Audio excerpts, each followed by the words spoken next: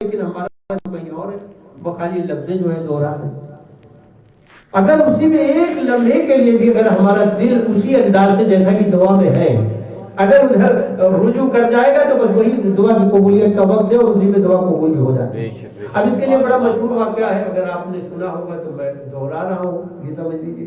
اگر نہیں سنا ہو تو آپ کے لیے یہ حوالے کے طور پر، وہ حوالے کے طور پر کیوں ہے؟ کیونکہ یہ دل لگنا کیا مطلب ہے؟ دل سے کہتے ہیں دل سے اگر دعا نکلے گی تو قبول ہوگی، تو دل کب لگے گا یا دل سے کب نکلے گی دعا؟ نادر شاہ کو جانتے ہیں، بڑے مشہور نام ہے، بادشاہ گزرا ہے نادر شاہ. ہاں نادر شاہ. کبھی کبھی ہوتا یہ ہے کہ کچھ ایسے لوگوں کی بھی کچھ باتیں ایسی ہوتی ہیں کہ جو قابل درک ہیں، مطلب مشررہ ہو جاتی ہیں، حالانکہ اس کی لائف اسٹائل یا اس کے زندگی کے اوپر کوئی تبصرہ نہیں ہمارا، لیکن اس کی یہ بات جو ہے بڑی پیاری لگی. اس کی وجہ یہ ہے کہ ہاں شاہی فرمان تو آپ کو معلوم ہے نا، بلکہ مثل بھی مشہور ہو گئی. کیا نادر شاہی فرمان جاری کر رہا ہے؟ تو اس کا تو ایک دم فرمان جاری ہوتا تھا. کہتے زیارت کو گیا وہ، اور زیارت کے لمحات، ظاہر سی بات ہے کہ وہ اپنے انداز سے جیسے بھی اس نے اپنے لیے دعا کی ہوگی، اب وہ تو وہ جانے. کہتے ہیں کہ نجف اشرف سے زیارت کرنے کے بعد وہ سرکار باب الحوائج کی بارگاہ میں کاظمین آیا. کہاں آیا؟ کاظمین آیا. اچھا ہمارا ہر معصوم ایسا ہے جسے باب الحوائج کہا جا سکتا ہے؟ ایسا نہیں ہے کہ صرف ہمارے ساتویں امام کے لیے ہی ہے، لیکن لقب جو مشہور ہے وہ ہمارے ساتویں امام کا ہے. جو مخصوص لقب ہے باب الحوائج انہی کے لیے، یعنی چہاردہ معصومین میں باب الحوائج جنہیں کہا جاتا ہے. ویسے تو سرکار ابوالفضل عباس کو بھی باب الحوائج کہا جاتا ہے، ان کا مخصوص لقب ہے وہ. لیکن میں معصومین کی اگر بات کروں کہ چہاردہ معصومین میں اگر کسی امام کا لقب ہے تو وہ ہے ساتویں امام موسیٰ بن جعفر علیہ السلام. اسی دعا کے متعلق آپ سے ظاہر جب سارے نوجوان بیٹھے ہوئے اکثر یہ ہوتا ہے کہ ہم اتنی دعائیں کرتے ہیں.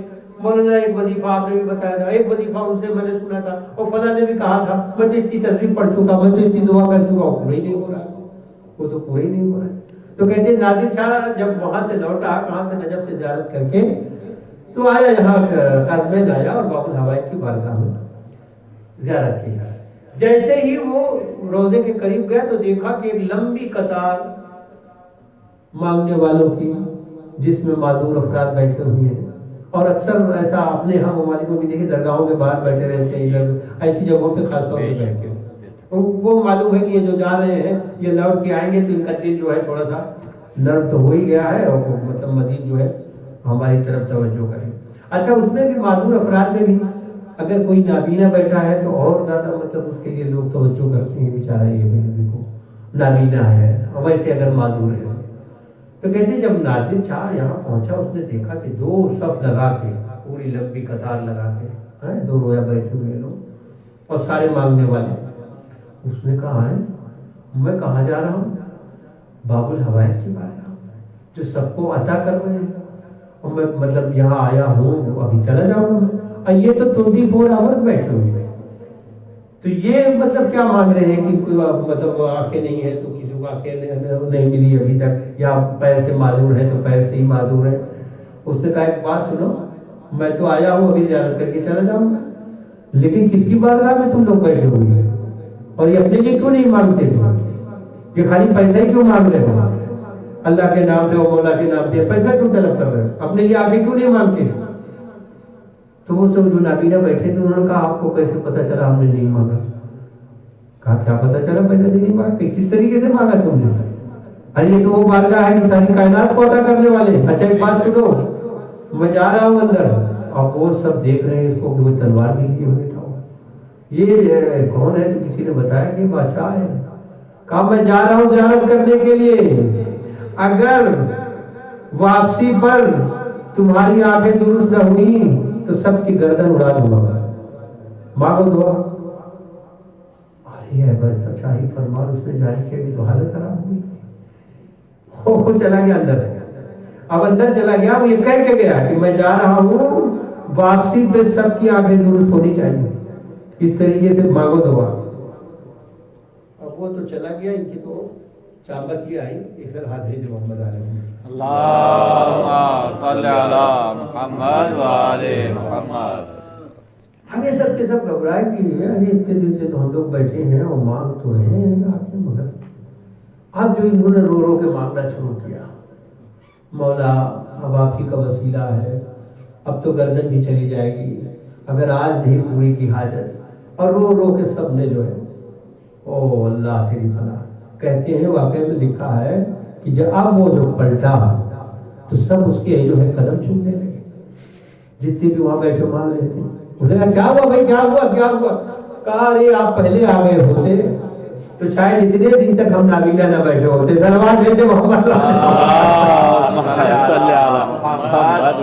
کہنے کا مقصد یہ ہے کہ اتنے دیر سے صحیح، لیکن جس وقت بھی انسان کا قلب جو ہے وہ رجوع کر لینا، ایک لمحہ لگتا ہے، قبولیت دعا کا وہ ایک ہی لمحہ ہوتا ہے۔ میں نے کہا نا کہ ابھی اتنی لمبی دعا جو ہے دعائے جوشن کبیر جب پڑھی جاتی ہے تو کتنے افراد ہوتے ہیں وہ دیکھتے رہتے ہیں، بھائی کتنا ہوا ابھی، اچھا 50 ہو گئے، ابھی 50 باقی ہیں، بس وہ خالی اسی گنتی میں رہ جاتے ہیں بیچارے کہ 50 ہوئے اور 50 باقی ہیں، تو وہ بس یہی گنتی ہی لے کے جاتے ہیں کہ 50 ہوئے 50۔ حالانکہ انہیں سوچنا چاہیے کہ یہ جو پڑھی جا رہی ہے دعائے جوشن کبیر یہ اسماء اعظم الہیہ ہے، ایک اسم بھی آپ کے لیے کافی ہو جائے گی۔ ایک مرتبہ دل سے اگر یہاں سے نکلی آپ کی دعا، وہ انشاءاللہ پروردگار اسے رد نہیں کرتا، لیکن بس وہی ہے کہ تھوڑی دیر کے لیے رجوع قلب ہونا چاہیے۔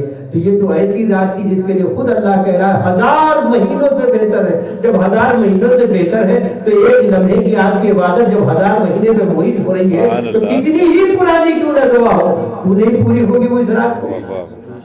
اسی لیے اس نے کہا ہمارا دروازہ آج ہر طالب السائل کے لیے کھلا ہوا ہے۔ اچھا پھر اس کے بعد یہی جو سورہ آپ مسلسل پڑھتے رہتے ایک اچھا یہ سورہ ایسا ہے کہ حالانکہ اختیار ہے آپ کو کہ الحمد کے بعد دوسرا کوئی بھی سورہ پڑھیں، لیکن زیادہ تر اب چاہے وہ ثواب سمجھ کے چاہے سورہ کی عظمت سمجھ کے، آپ نے دیکھا ہوگا کہ ہر نمازی کوشش کرتا ہے کہ کم از کم پہلی رکعت میں سورہ قدر پڑھیں، سورہ انا پڑھیں۔ حالانکہ وہ دوسرے سورے چھوٹے چھوٹے سورے بھی ہیں، لیکن وہ سوچتا ہے کہ یہ پہلی رکعت میں تو کم سے کم سورہ قدر پڑھا جائے۔ حالانکہ یہ واجب نہیں، کوئی دوسرا بھی سورہ پڑھ سکتا ہے۔ ہاں سورہ ہم تو ہے، لیکن ہم کے بعد کوئی بھی سورہ پڑھا جا سکتا ہے، لیکن وہ کوشش کرتا ہے کہ ایک مرتبہ تو ضرور 2 رکعتیں ہی پڑھ رہے تو ایک رکعت میں تو ہم ضرور سورہ قدر پڑھیں۔ اور اس کی پہلی آیت ہے انا انزلناہ فی لیلۃ القدر۔ کب نازل کیا اس قرآن کو؟ کہا ایک رات کے اندر۔ یا اللہ تو کہہ رہا ہے ایک رات کے اندر نازل کر دیا شب قدر میں، اور ہمیں جو تاریخ میں پڑھنے کو ملتا ہے اس میں یہ ملتا ہے آیتیں آتی جاتی تھی، قرآن بنتا جاتا ہے، حضور کے اوپر آیتوں کا نزول ہوا، یعنی جبرائیل آیتیں لے کے آتے جاتے تھے، آج فلاں مقام سے آیت آئی، آج حضور یہاں پہ یہاں آیت آئی۔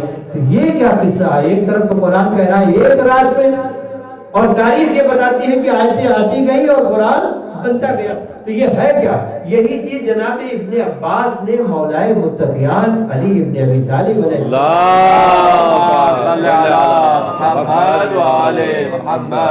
مولا یہ سمجھ میں نہیں آتا کہ قرآن تو کہہ رہا ہے کہ ایک رات میں نازل ہوا، جبکہ جو واقعہ ہے وہ یہ کہ برابر جبرائیل آیتیں لاتے تھے اور قرآن کی شکل میں آج ہمارے سامنے ہے۔ تو یہ کیا قصہ ہے؟ جناب ابن عباس کو دیکھنے کے بعد مولا فرماتے ہیں ہاں یقیناً یہ بات سمجھ میں نہیں آ سکتی تھی، کیوں؟ اس وجہ سے کہ حقیقت بھی ہے کہ در اہل بیت سے ہٹ کر قرآن کا ایک آیت بھی سمجھ میں نہیں آتی۔ فرمایا کہ ہاں یقیناً اللہ نے اسے ایک رات میں نازل کیا، لیکن کہاں؟ لوح محفوظ پر، سبحان اللہ، لوح محفوظ کی تختی پہ محفوظ کر دیا۔ جب مولا نے کہا کہ یہ لوح محفوظ کی تختی پر محفوظ کر دیا تو ظاہر ہے کہ مولا کا کلام ہے، کوئی نہ کوئی تو بات ہے۔ ایک مرتبہ واقعی سمجھ میں بھی نہیں آتی مولا متقیان کا کوئی بھی جملہ، فرماتے ہیں کہ ہاں ایک ہی رات میں اللہ نے اسے لوح محفوظ کی تختی پر محفوظ کر دیا۔ اب ابن عباس سے پوچھا مولا یہ لوح محفوظ کیا ہے؟ کہا نورانی موتیوں کی ایک تختی ہے جس کا نام لوح محفوظ ہے۔ کیا ہے؟ نورانی موتیوں کی ایک تختی ہے جس کا نام لوح محفوظ ہے۔ اچھا موتی کہا ہے، کوئی اور پتھر نہیں کہا مولا نے، کیا کہا؟ نورانی موتیوں کی ایک تختی ہے۔ अच्छा, मोती का जब तस्वुर आता है तो हज पहल या चार पहल या शेष पहल नहीं तस्वुर आता। मोती का जब तस्वुर आता है तो गोल, यानी मोती कैसा होता है? गोल होता है। नुक्ता कैसा होता है? गोल। और क्या फरमाया कि मैं ही हूँ। सुभान अल्लाह, नीचे वो नुक्ता है ना, मैं हूँ। मोहम्मद वाले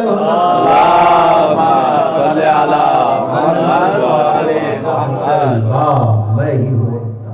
अच्छा खैर, ये तो बात रही, लेकिन अब इसमें तो माशाल्लाह से काफ़ी हमारे नौजवान बैठे होंगे जिनको तजुर्बा भी है और नॉलेज भी है। कंप्यूटर जब शुरू में जब आया था ये, और मेरे ख्याल से बहुत पुरानी बात न हो गई हो तो मैं आपकी खिदमत में अर्ज करूँ, शुरू का मतलब ये है कि हिंदुस्तान की हद तक मैं कह रहा हूँ और दूसरी जगहों की बात नहीं कर रहा हूँ। इंडिया के अंदर ये 80s का दौर था, 84, 85, और इसमें तो माशाल्लाह कितने लोग होंगे कि बात की पैदा है। तो वो उनको मैं ये बता दूं कि हिंदुस्तान में ये मुतारिफ हुआ कि 84, 85 की बात है कि जब लोगों ने समझा कि ये कंप्यूटर में कोई चीज़ होती है। हो सकता है कि वो जो मतलब वो अफराद थे जिनको मालूमात थी वो तो मालूमात थी ही, लेकिन आम लोगों को 84, 85 तक मालूमात आई कि एक चीज़ होती है। अच्छा, फिर उसके बाद उस वक्त के जो प्राइम मिनिस्टर थे हमारे, उन्होंने बड़ा जोर दिया इस पर। अब उस जोर देने का नतीजा ये होगा, थोड़े दिनों के अंदर सारे दफातर में सारी जगहों पे कंप्यूटर नजर आने लगा। यानी 90 आते आते बहुत सी जगहों पे कंप्यूटर, लेकिन कंप्यूटर नजर तो आने लगा था, लेकिन उसको वही ऑपरेट करते थे जो उसके बारे में जानते थे। सारी पब्लिक तो नहीं वो करती थी, मतलब रेलवे स्टेशन पे या कहीं ऐसी जगहों पे, और उनको दिखाई देता था तो दूर से देखते थे। मुझे याद है इसी तरीके से कि 90 की शुरुआत में लोग बड़े गौर से देखते थे कि एक आदमी बैठा हुआ जो है वो कीबोर्ड पे हाथ चला रहा है और वो बार बार वो स्क्रीन को देखे जा रहा है। धीरे धीरे करके फिर सारे बच्चों को ये मतलब नॉलेज होने लगी, और 2000 के बाद तो मतलब एक खास बात हो गई। लेकिन आज भी मैं कहता हूँ कि जो लोग देहातों में हैं और ऐसी जगह जिंदगी गुजार रहे हैं जिनका कभी साबका नहीं हुआ है, उनको बिठा दीजिए आप कंप्यूटर को, क्या करेंगे बेचारे? कुछ कर पाएंगे? वो तो कहेंगे कि ये क्या चीज मुझे हाथ में दी हुई है, वो लोग क्या पता बेचारों। हाँ, जिनको मालूम है वो ठीक है, आज भी मतलब वो एक पूरा तबका भी मौजूद है जिसको नहीं मालूम कुछ। इसका मतलब ये है कि जब मौला ने क्या कहा था, नूरानी मोतियों की एक तख्ती है जिसका नाम लौहे महफूज है। आज भी जाके देखिए तो इस पूरे प्रोसेस में, यानी आपके जो कंप्यूटर का पूरा निजाम है, ये इलेक्ट्रॉनिक्स डाट्स है जो काम करते हैं। बेशक इसकी तह में वही तो चीज है तो काम कर रही है। अगर उसका होना मैं पूरी थ्योरी नहीं बता रहा हूँ आपको, लेकिन जो है वो हकीकत यही है कि उसमें भी डॉट्स हैं जो काम कर रहे हैं। मौला ने क्या कहा कि नूरानी मोतियों की एक तख्ती है। शायद इशारा यही था कि हर एक शख्स इसे ऑपरेट नहीं कर सकता सिवाय उसके जिसे अल्लाह ने कुल शैइन अहसैनाहु फी इमाम मुबीन का चाहेगा कि मैं इसको ऑपरेट कर लूं तो कैसे होगा? इसीलिए कहते हैं कि अहले बैत के बगैर एक आयत भी समझ में नहीं आए। बेशक। और ये पूरा का पूरा कुरान समझना तो बहुत दूर की बात है। और इनका राबिता कुरान से तो ऐसा है कि इन्होंने जिंदगी में तो जिंदगी में, और अच्छा ताकीद भी इसीलिए वसीयतें इमाम मौला कायनात में, अभी आपने वसीयतें अगर पढ़ी होंगी कहीं पे तो आपको मालूम होगा कि मिन जुमला सारी वसीयतें तो मौला की एक वसीयत ये भी है कि कुरान से उनसियत रखना, कुरान से दूरी न रखना, दूसरे लोग इस पर सबकत न ले जाए। ये जुमले मौला की वसीयत की। अच्छा, वसीयत इंसान उसी से करता है जिससे अमल की तवक्को होती है कि अमल भी करेगा। अगर चाहने वालों से ये वसीयत कर रहे हैं मौला कि कुरान से उनसियत बरकरार रखना, दूसरे लोग इस पे सबकत ना करने पाए, इसका मतलब ये है कि चाहने वालों को मतवज्जे करे, कुरान से गफलत न बरतना। और शायद कि मतलब हमने कहा मासूमीन के तो सारे अक़वाल में आपको मिलेगा। खुश शहजादी ने भी जो वसीयतें की है मौला से, उसमें एक वसीयत ये भी थी, या अबुल हसन मेरी कब्र पे आना तो कब्र पे आके खामोश न रहना, बल्कि कुरान की तिलावत करते रहना। माशाल्लाह से आप सब पूरे महीने जो है रमज़ान मुबारक के कुरान की तिलावत में मशगूल हैं, ज़्यादा से ज़्यादा तिलावत कर रहे होंगे। और मेरी भी दुआ ये है कि मोमिन को अल्लाह तौफीक दे कि ज़्यादा से ज़्यादा ये बाकी के दिन भी है ना, इसमें भी ज़्यादा से ज़्यादा तिलावत करें, क्योंकि अहले बैत को इससे मरगूब आवाज़ कोई नहीं लगती है।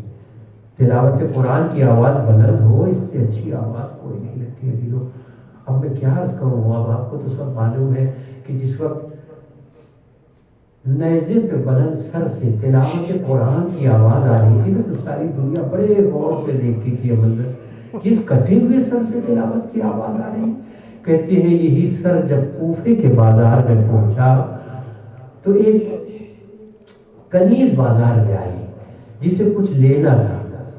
جیسے ہی اس نے تلاوت کی آواز سنی تو اس نے کہا کہ یہ تو میں جس کے ہاں ہوں وہ میری مالکین اکثر عرض کرتی ہے کہ میرے آقا اس لہجے میں اور اس انداز میں تلاوت کرتے ہیں، یہ تو بالکل ویسی ہی میٹھی میٹھی آواز لگ رہی۔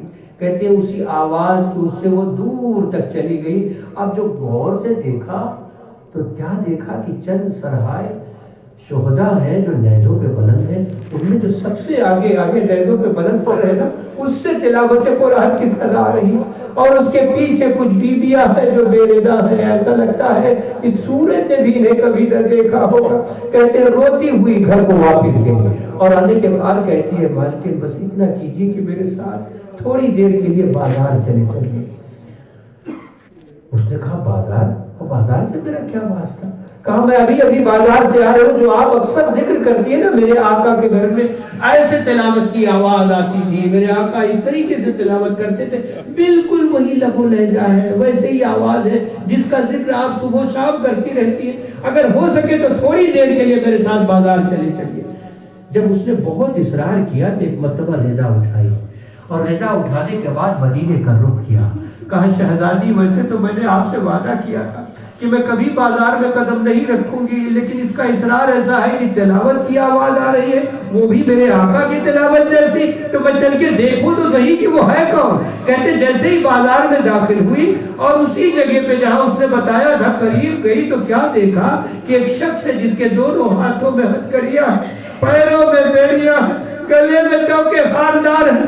قریب جو گئی تو آواز آئی اے چچا مالک اشتر کی بیٹی ریحانہ، ارے تم تو تماشا نہ دیکھو، ہم اہل حرم لٹ کے آ گئے، ارے میرے ساتھ میری پھوپھیاں میرے بازار میں وَسَيَعْلَمُ الَّذِينَ ظَلَمُوا مَن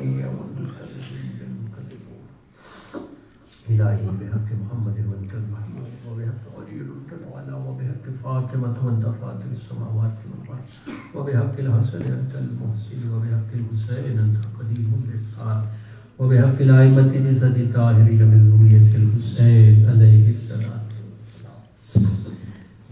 یا اللہ ہم سب کی اس مختصر ترین عبادت کو قبول فرما، فرش ادا پر بیٹھے ہوئے تمام مومنین کی حاجات کو قبول فرما۔ یا اللہ جہاں کہیں بھی مومنین آباد ہیں سب کے جان مال عزت آبرو کی حفاظت فرما، مومنین کی مشکلات کو آسان فرما۔ اے میرے مالک جہاں کہیں بھی مومنین بیمار ہیں پروردگار صدقے میں بیمار کربلا کے ان سب کو شفاء کامل واجل عنایت فرما، ہم سب کے قلیل اعمال کو قبول فرما دے، ہمارے کثیر گناہوں کو معاف فرما دے۔ اے میرے اللہ آج کے دائی مجلس کی تمام مرحومین کے درجات کو عالی فرما، ان سب کو جوار معصومین میں جگہ عنایت فرما۔ اس پرسے کو بارگاہ حضرت حجت میں قبولیت کا شرف عنایت فرما، ان کے ظہور میں اب تعجیل فرما اور ہم سب کو سرکار کے ناصرین میں شمار ہونے کی توفیق کرامت فرما۔ آپ سے التماس ہے کہ ایک مرتبہ سورہ الحمد اور 3 مرتبہ سورہ توحید کی تلاوت فرما کہ آپ حضرات آج کے دائی مجلس کی تمام مرحومین میں خصوص جعفر علی خان ابن حسن علی خان، رقیہ بانو بنت مرزا حسین اور زہرا باقر بنت غلام محمد باقر، مرزا غلام علی ابن مرزا